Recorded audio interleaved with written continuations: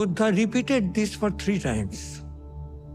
But Ananda did not say anything in favor of Gautam Buddha to continue till the end of this world. Buddha अपना सवाल दोहराते हैं, तिहराते हैं, और आनंद की तंत्रा नहीं टूटती है। बुद्ध उन्हें मुस्कुराते हुए बाहर भेज देते हैं। यह समय इस यात्रा के लिए अगला कदम उठाने का था। बुद्ध अपनी गुफा में साधनारत हो जाते हैं। उन्हें महापरिनिर्वाण का निर्णय लेना है, लेकिन उन्हें इस जगत की भी चिंता करनी है। साधना के बीच महापरिनिर्वाण के हाँ ना का तर्क वितर्क चल रहा है, और यहां आता है बुद्ध का बहुत पुराना साथी मारा। एक मिनट, मारा को मैंने बुद्ध का साथी क्यों कहा? क्योंकि मारा तब भी साथ था जब बुद्ध ज्ञान की प्राप्ति के लिए भटक रहे थे। थेरवाद में मारा वही है जो हिंदूवाद में कामदेव है। भीतर की लालसा साथी तो रहती है, उफन कर बाहर आकर हमें वश में करने को आतुर तो रहती है, तो साथी ही हुआ ना। मारा बुद्ध को निर्वाण पाने से पहले भी भटका रहा था, पर बुद्ध मारा पर विजय पाते हैं और निर्वाण प्राप्त करते हैं। अब मारा को पता है कि वो बुद्ध पर विजय तो पा नहीं सकते। मारा यहां दूसरा रास्ता अपनाता है, विनती का। बुद्ध की तपस्या किस हद तक है कि मारा को भी उनसे प्रार्थना करनी पड़ती है कि अब तो आप अपना परिनिर्वाण प्राप्त कर लो। Don't trouble yourself that I will enter nirvana anyway. It's in my hand. I know, I can see through, and I know what your intentions are behind troubling me and prompting me and pushing me towards that state. In Buddha's absence, his words, his teachings would be their guiding line.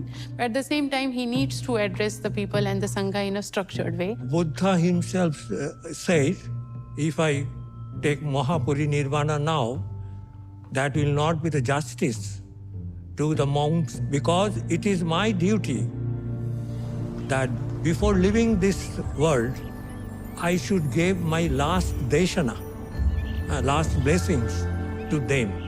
शरीर जरा, ये इसका क्षय होगा, इसका उनको ज्ञान है।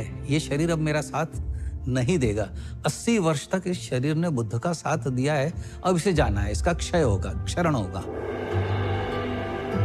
He ultimately said to Mara that, okay, don't worry, within 3 months, I will be accepting Mahaparinirvana. मारा खुश था, उसने बुद्ध को महापरिनिर्वाण के लिए राजी कर लिया था, और इसकी आनंद के सामने घोषणा भी करा ली थी। बुद्ध नहीं होंगे तो मारा के लोभ लालसा का बोलबाला रहेगा। लोग ज्ञान कर्म से ज्यादा भोग की ओर परिणत होंगे, पर मारा बुद्ध के एक और निर्णय को जानता नहीं था। बुद्ध अपने नहीं रहने की आगामी स्थिति में अपने ज्ञान को विस्तार देने के लिए, अपने अवशेषों के सुरक्षित संग्रह और जनमानस के लिए इसके दर्शन की व्यवस्था कराने का निर्णय ले चुके थे।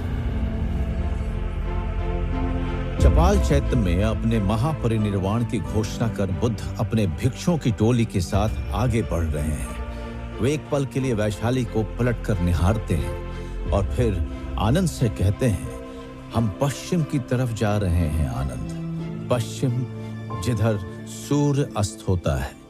वैशाली को मैं अब कभी नहीं देख पाऊंगा। असल में बुद्ध के महापरिनिर्वाण लेने के निर्णय की बात वैशाली में फैल गई थी। उन्हें लगा वे फिर कभी बुद्ध को देख नहीं पाएंगे। पूरा शहर बुद्ध की इस अंतिम यात्रा में उनके पीछे चल पड़ा। लोगों की इस विशाल हुजूम के साथ चलना संभव तो नहीं था। बुद्ध लोगों को लौटने के लिए कहते हैं, पर लोग उनके महापरिनिर्वाण की बात से इतने दुखी हैं कि वे लौटने को तैयार नहीं है।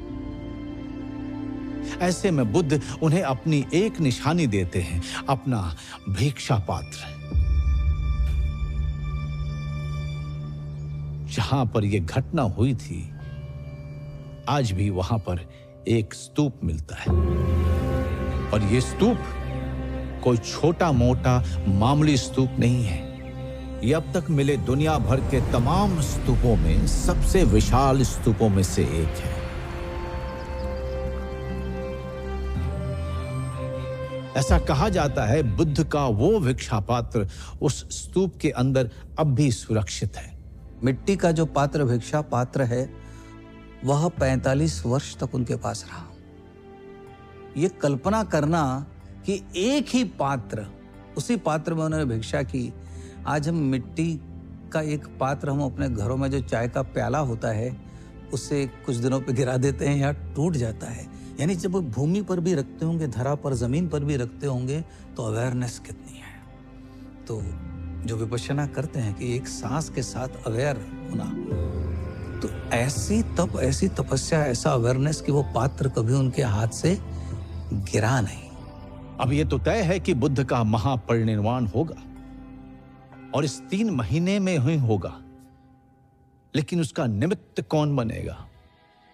बुद्ध अपने शिष्यों के साथ वैशाली से विदा ले चुके हैं। कुछ हफ्ते में वे हंतगांव, हथीगाम, भोगनगर, भंगाम होते हुए पावा पहुंचते हैं और वहां एक आम के बगीचे में उनका डेरा डाला जाता है। पावा मल्ल राजाओं की दूसरी राजधानी थी। वहां चुंड नाम के उनके जाने माने भक्त का वास था। चुंड धातु के व्यापारी थे। जब उनको पता चलता है कि बुद्ध उनके मतलब अमराई में ठहरे हुए हैं, आम के उपवनों में, तो वहाँ पे वो जाके उनको बहुत प्यार से भोजन के लिए आमंत्रित करते हैं अगले दिन के लिए, और बुद्ध उस आमंत्रण को स्वीकार करते हैं। दूसरे दिन जब बुद्ध वहाँ पे जब जाते हैं आमंत्रण के लिए, तो देखते हैं कि नाना प्रकार के पकवान बने हुए हैं जो उनको परोसे गए हैं। उसमें एक पदार्थ का विशेष रूप से मेंशन आता है, सूकर मद्दो और शुकर मद्दो। एक और बात जो किसी ने गौर नहीं की थी वो ये, बुद्ध ने जब 3 महीने में महापरिनिर्वाण लेने की घोषणा की थी, वो 3 महीना अगले दिन ही पूरा होने वाला था। Gautam Buddha asked Chunda, "Have you prepared Sugara Madhava?" Chunda said yes. Then Buddha asked the Sugara Madhava from him. Gautam Buddha, take a small portion. But immediately, Bhagavan Buddha could realize that this is a thing which no one will be able to digest. यह खाने के बाद भगवान को पीड़ा और हुई और भगवान को रक्तस्राव हुआ, रक्त बहने लगा।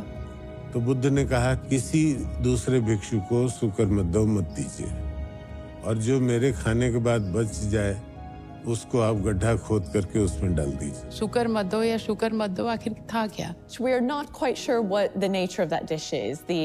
The name has been lost through history, but it suggests that it might be related to swine or potentially mushrooms or truffles. This common parlance that he was offered the meat of a pig, it is not true. चुंड इस ग्लानि में डूबे थे कि उनके भोज्य पदार्थ को खाकर उनके भगवान की ये दशा हुई है। बुद्ध चुंड को बुलाते हैं और उसे बताते हैं कि हे चुंड, तुम अब भी मुझे उतने ही प्रिय हो जितना पहले थे, बल्कि अब पहले से ज्यादा प्रिय हो। जो भी हुआ तुम तो उसके निमित्त मात्र थे, उसमें तुम्हारा दोष नहीं।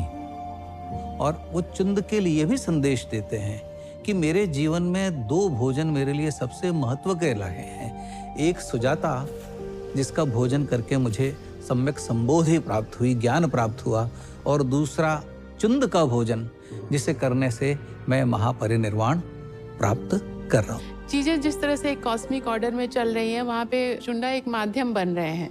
उनको होना उसी वे में जैसे वो होंगी, बट उस एनेक्डोट में लिखने वाले ने, जिसने दिग्ग निकाय लिखा है, उसके नज़रिए से हमारा एक ऐसा फोर्स है जो बुद्ध को डेविएट कर रहा है। चुंड एक ऐसे एजेंट है जिन्होंने वो खाना परोसा जिससे उनकी तबीयत खराब हुई। आनंद एक ऐसे एजेंट है जिन्होंने उनके प्रॉम्प्ट को, उनकी बात को समझा नहीं और उनको रुकने के लिए अनुरोध नहीं कर पाए। Things will happen that way, but उनका एक मीडियम और ये पात्र बदल रहा है, और ये देखने का नज़रिया है जिसने ये दिग्ग निकाय लिखा है। बुद्ध अपनी पीड़ा पर अपनी मुस्कान का आवरण डालते हैं और आनंद से कुशीनारा की ओर चलने को कहते हैं।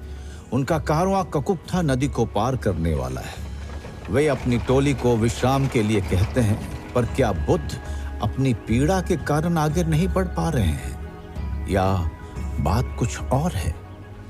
और ठीक यही बुद्ध घोषणा करते हैं कि वे कुशीनारा में साल वृक्षों के वन में रात के बीच के पहर में महापरिनिर्वाण अवस्था में प्रवेश करेंगे और रात के आखिरी पहर उनका महापरिनिर्वाण हो जाएगा।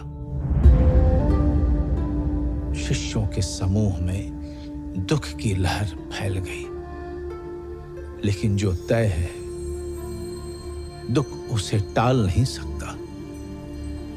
ना यात्रा को